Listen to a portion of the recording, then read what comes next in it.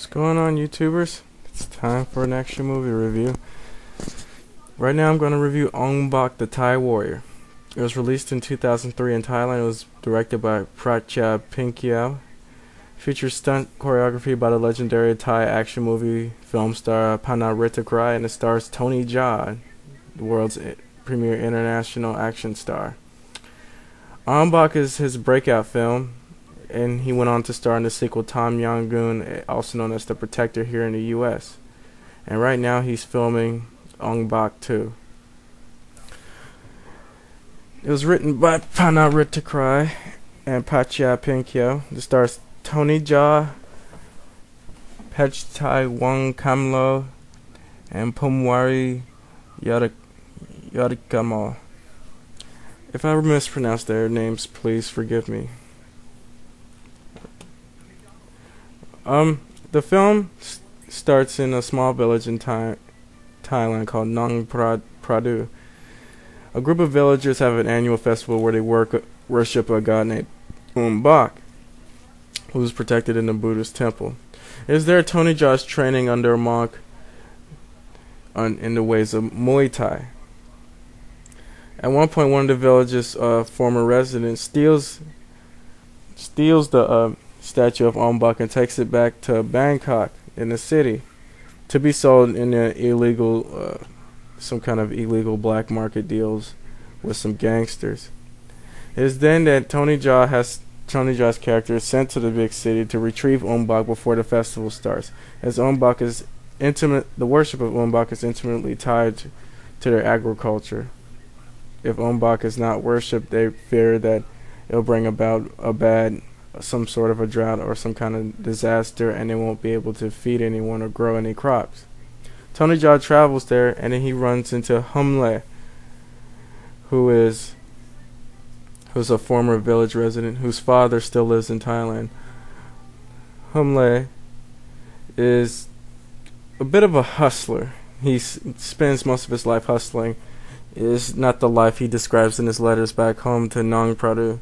It also applies to he and Tony Jaa's character Ting are distant relatives. Humle also has a friend named Wei Leg, who is also helping him to hustle, and he's using the money to put her through school. During this time, Tony Jaa's character is being strung along by Humle, who refuses to help the residents of Nong Pradu, and pretty much strings him along and hustles him, steals his money and everything, is avoiding helping him find the guy that stole Ong Bak. It's at that point they run into some kind of underground fighting den, there's always an underground fighting den in these action movies. It is at that point Tony Jaa finally uses his skills as a Muay Thai fighter, in which he decides to fight to make money very briefly at the urging of Humle. It is then in various chase sequences he's chasing a guy that has Ong Bak, and it pretty much leads to a climax towards the end of the film. Now I have to admit, even though the plot would appear somewhat thin to many people, the plot moves along pretty decently and the acting is done very well. The main course for this feature is, of course, the action. Like many people said, this film was just an excuse for Tony Jaa and his stunt team to show off their stuff and show what they can do. Yeah. FYI, for historical note, historically, Thailand stuntmen have been used variously since the 70s, since Bruce Lee filmed his first film in Thailand called Fist of Fury, aka The Big Boss. Thailand has somewhat a smaller cinema hub, and for the most part their action films, any films that they make, are not really known internationally, they're only known locally. Pumwaree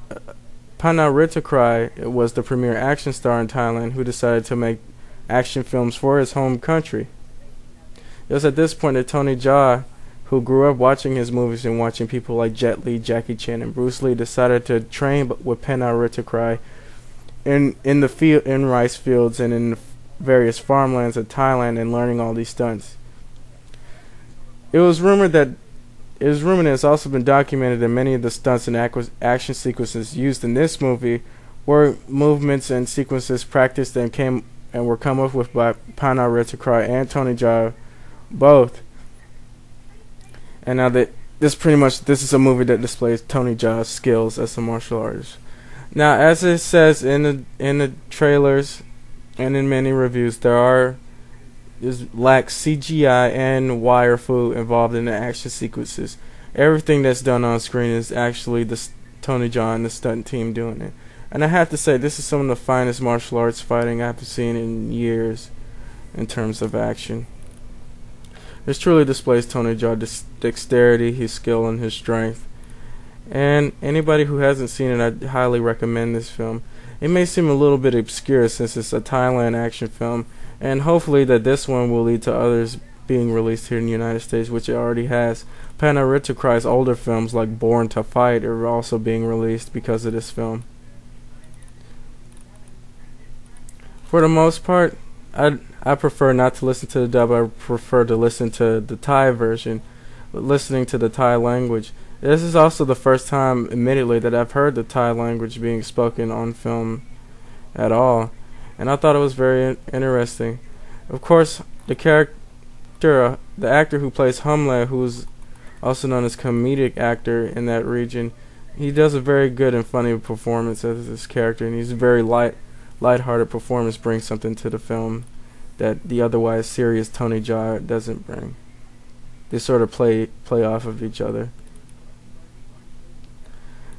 Now, it has been released on DVD as Ombak the Thai Warrior. It's been released everywhere, and Tony Jaa has become somewhat of a sensation because of this film. Anybody who's curious to see it, I highly recommend you pick this up at your local video store or even buy it. You truly won't regret the experience. Well, that's all I got to say about Tony Jaa and Ombak. See you later.